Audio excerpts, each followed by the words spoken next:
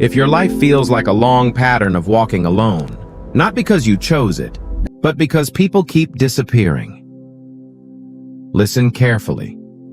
This isn't about loneliness. It's about a repetition you couldn't stop. You don't lose people in loud, dramatic ways. They don't always fight you. They don't always betray you openly. They fade. They distance themselves. They stop understanding you. And eventually, they're gone. And you're left asking the same question again and again, in silence. Why does this keep happening to me? Here's the brutal truth most people don't want to hear. This is not because you're difficult. It's not because you're broken. And it's not because you failed to be enough. Some paths are designed to narrow before they expand, and some people are separated before they are trusted with weight. Chosen ones are not shaped in crowds. They are shaped where there is no applause, no validation, and no one to lean on. Isolation is not a mistake in your story. It's a filter. And if you've noticed that the more aware you became, the fewer people stayed, that wasn't random. This video is not here to comfort you. It's here to explain why your path keeps demanding that you walk it alone. Stay with me. Before you turn this off, hear this clearly. This video is not here to tell you that everything will suddenly get easier. It's here to tell you why it had to be this way. Because if you are a chosen one, walking alone is not a phase you accidentally fell into. It's a pattern with a purpose. And in the next few minutes, I'm going to explain something most spiritual spaces avoid saying out loud. I'm going to show you why connection is often taken from chosen ones first, not later, not after success, but at the beginning. I'll explain why the people you expected to stand beside you often become the ones who leave the fastest. Why support disappears right when you need it most. And why trying harder to keep people usually makes the separation worse. There is a specific reason for this, and if you don't understand it, you'll spend years blaming yourself for something that was never your fault. Later in this video, I'm going to break down what isolation is actually training inside you, and why authority cannot be formed while you are still surrounded by comfort. I'll also talk about the dangerous mistake many chosen ones make during this phase, either numbing themselves in isolation or begging the wrong people to stay. And before this video ends, you will know exactly where you are on that path and what this season is demanding from you next. This isn't motivation, it's orientation. And if you've been walking alone longer than you can explain, this will finally make sense of it.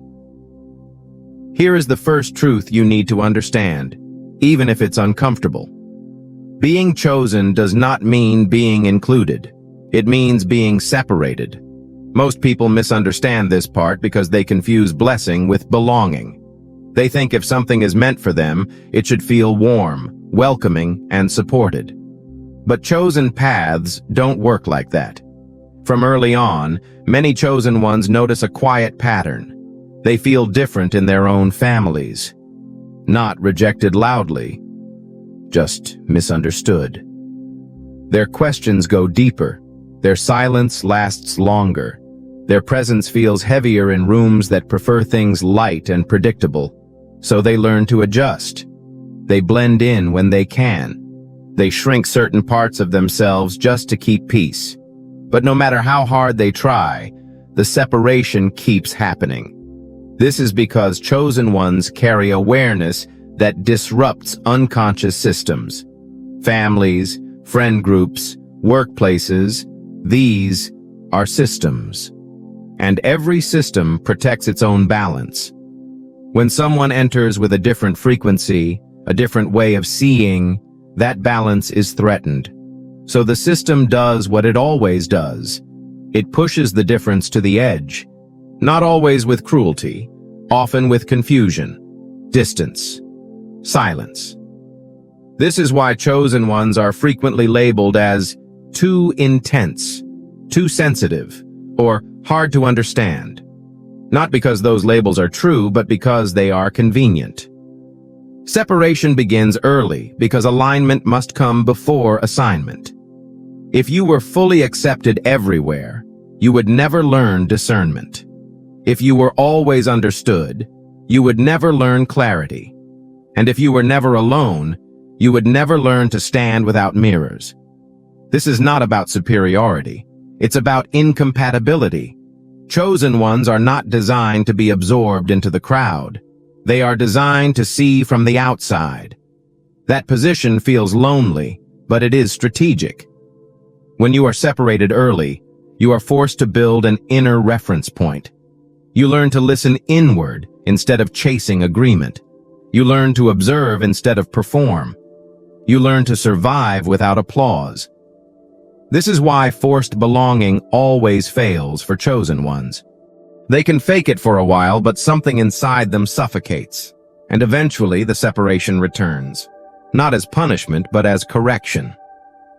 If this has been your experience, feeling out of place even when surrounded by people, this is not proof that something is wrong with you. It is proof that your path was never meant to merge too soon. Separation is the first filter. The second truth is the one most chosen ones struggle with the longest, because it feels personal. People don't leave you because of one mistake. They don't disappear because of one argument, one flaw, or one difficult season. They leave because they cannot stay. Not everyone is built to walk beside someone who is undergoing deep internal change. And not everyone is willing to remain close to something that challenges their comfort, their identity, or their sense of control. Chosen ones don't just participate in relationships, they activate them. Without trying to, your presence brings things to the surface. Unspoken fears, unresolved wounds, hidden insecurities. Your questions disturb people who survive by avoiding reflection. Your silence unsettles those who need constant reassurance. Your growth creates pressure in people who have no intention of growing. So instead of rising, many people retreat. That's why separation rarely comes with a clean explanation. There's no dramatic confrontation, no final conversation that makes everything clear. There is just distance, delayed replies, changed energy, and eventually, absence. It's not always because they stopped caring. Often, it's because staying would require them to face parts of themselves they've spent years avoiding. There is another layer that is even harder to accept. Chosen ones are difficult to control.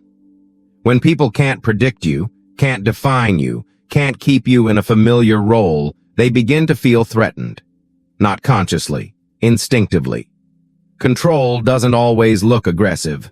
Sometimes it looks like expectations. Emotional pressure, subtle guilt, unspoken rules about who you are allowed to become. And when you start breaking those rules, when you stop explaining yourself, stop shrinking, stop abandoning your truth to maintain peace, the relationship begins to fracture. This is especially painful when it happens with people you trusted deeply. Family members who expected you to stay the same. Partners who loved a version of you that no longer exists. Friends who were comfortable when you were unsure of yourself. But here is the truth beneath the pain. Some people were meant to walk with the earlier version of you, not the one you are becoming. They were aligned with you when you were quieter, more adaptable, easier to fit into their world. But as soon as you started stepping into clarity, the connection lost its foundation. Not because you became cold, not because you became selfish, but because you became harder to manage. This is why trying to keep people through effort never works on this path.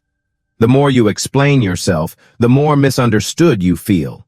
The more you compromise your boundaries, the more disconnected you become. Because the separation was never about behavior. It was about direction. Chosen ones move forward while others remain attached to what feels familiar. And when paths diverge deeply enough, History alone cannot hold people together.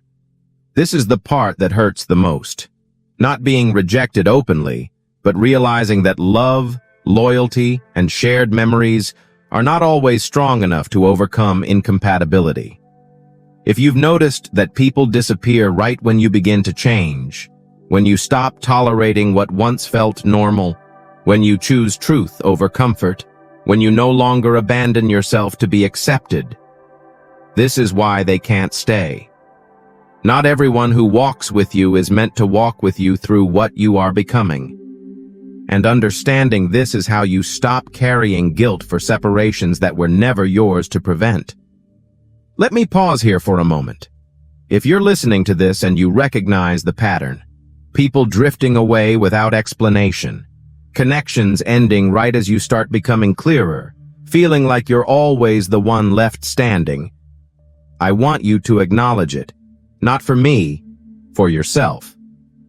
Drop a comment below and simply write "still here," not as a signal to the algorithm, but as a quiet confirmation that you see what's been happening.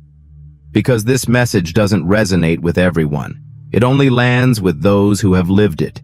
And if this is hitting closer than you expected, stay with me. What comes next is not about why people left. It's about why you were meant to survive it. The third truth reframes everything you've experienced so far. Isolation is not where chosen ones are punished. It's where they are trained. God does not prepare people with weight in environments full of noise, approval, and constant reinforcement. He prepares them where there are no witnesses, no shortcuts, and no external validation. Isolation strips away false strength. When no one is watching, you can no longer perform. When no one is praising you, you can no longer borrow confidence. When no one is guiding you, you are forced to develop discernment instead of dependency. This is why isolation feels intense for chosen ones. Not because something is wrong, but because everything unnecessary is being removed. In isolation, your motives are tested. Your patience is stretched. Your identity is questioned. You are confronted with who you are without applause, without roles, without borrowed meaning. And this is exactly the point. Authority cannot be built in crowds. Clarity cannot form in constant conversation. And obedience cannot mature while comfort is still available. Isolation teaches you how to stand without leaning. It trains you to hear direction without consensus, to act without reassurance, to move without needing permission. This is where many people misunderstand God's nature. They assume love means protection from discomfort, but refinement requires pressure. Gold is not refined by explanation. It's refined by fire, and the fire is never public at first. Chosen ones are often hidden because premature exposure would destroy what is still forming. Influence without grounding leads to collapse. Vision without discipline leads to delusion. So God removes distraction before he releases direction. He removes people before he entrusts responsibility. He removes noise before he sharpens hearing. This is why isolation often intensifies right before clarity arrives. Not because you are being delayed, but because you are being stabilized. You are learning how to be consistent when no one is checking on you, how to remain aligned when no one is affirming you, how to hold your ground when no one is standing beside you. Isolation teaches you endurance, not emotional numbness, endurance, the kind that doesn't depend on circumstances. And when you emerge from this phase, you won't be louder.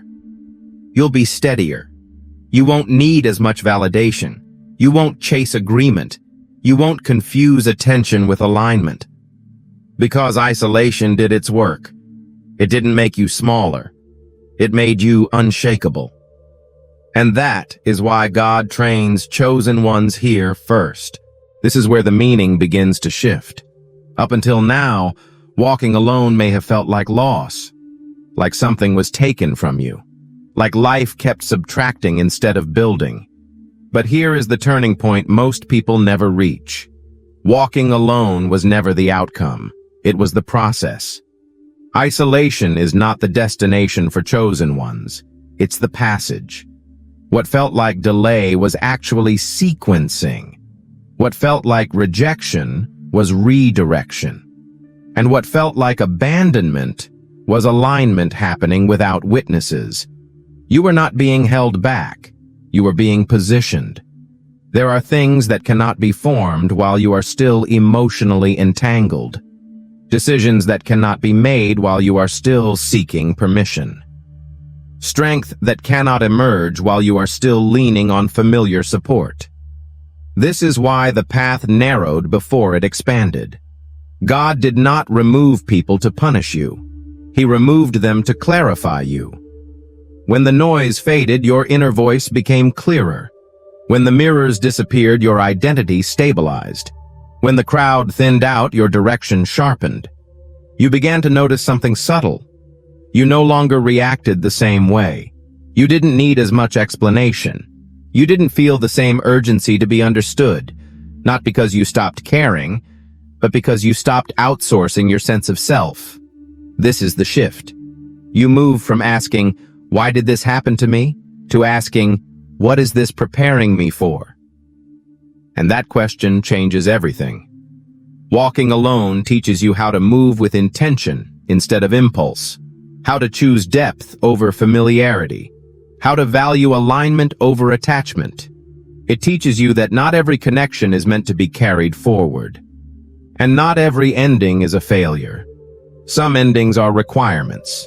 Requirements for clarity, for authority, for the kind of impact that cannot be negotiated or diluted.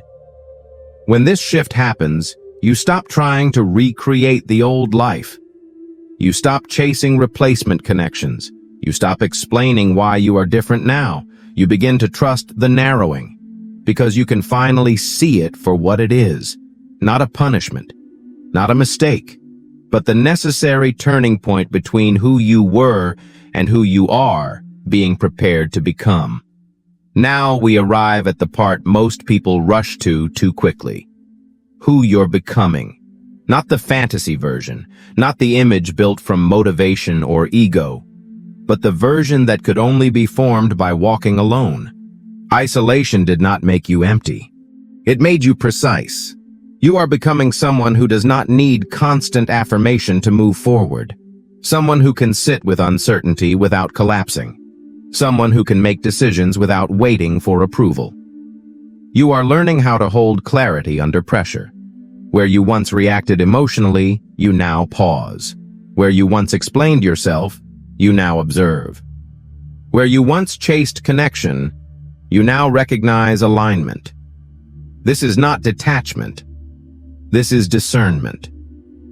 You are becoming harder to manipulate because you are no longer desperate to be understood.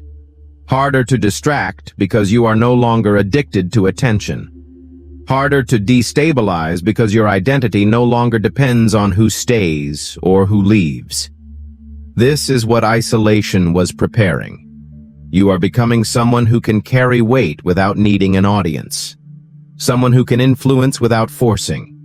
Someone whose presence shifts rooms not by volume, but by steadiness. Authority does not announce itself. It settles. You won't need to convince people of who you are becoming. They will feel it in how you move, how you speak, and what you no longer tolerate. And here is the part that surprises most chosen ones. The future you are stepping into does not require more people. It requires more alignment. Connections will return, but fewer, sharper, and more intentional. Not everyone will have access to you. Not everyone should. Because you are becoming someone whose energy sets standards, not someone who adjusts themselves to fit into broken dynamics. You are becoming a person who understands that solitude was not a lack of love, but a preparation for responsibility. This is why the earlier versions of your life could not follow you here. They were built for survival. This version is built for stewardship. And when you look back, you will realize something quietly powerful. Walking alone did not make you weaker. It made you capable. Capable of standing firm. Capable of choosing wisely. Capable of carrying what is coming next without losing yourself in the process. Before this video ends, there is a warning you need to hear. Isolation is a training ground. But if misunderstood, it can become a trap. Many chosen ones fail here, not because they are weak, but because they drift into one of two extremes. The first is numbing isolation. You begin to confuse solitude with superiority. You detach instead of discerning. You stop trusting not because you're wise, but because you're afraid of being hurt again. You tell yourself you don't need anyone. But underneath that belief is unresolved bitterness. This path hardens you, and hardness blocks clarity. The second extreme is desperate attachment. After too much loss, you start lowering standards. You tolerate misalignment just to avoid being alone. You explain yourself too much. You shrink your boundaries to keep people comfortable. This path drains you, and exhaustion clouds judgment. Both extremes lead away from what isolation was meant to build. Discipline is the middle path. Discipline means learning how to be alone without becoming closed. It means allowing space without turning it into a fortress. It means choosing connection intentionally, not emotionally. Discipline looks like consistency when no one is watching. Clear boundaries without hostility. Movement without urgency. Chosen ones are not trained to disappear from the world. They are trained to re-enter it with clarity. Isolation is not meant to define you. It is meant to prepare you. And preparation requires restraint, awareness, and self-command. Without discipline, isolation becomes stagnation. With it, isolation becomes power under control. And that distinction will determine what happens next. Here is the final truth. Walking alone was never meant to break you. It was meant to make you ready. Ready to move without approval. Ready to choose alignment over familiarity. Ready to carry responsibility without losing yourself. If you've stayed with this video until now, you're not here by accident. This message isn't for everyone. It's for those who can sit with uncomfortable truth without needing it softened. If this resonated, don't rush past it. Leave a comment below and write, "I understand now." Not for validation, but as a marker that something shifted. If you want to continue this path with clarity instead of confusion, subscribe and stay.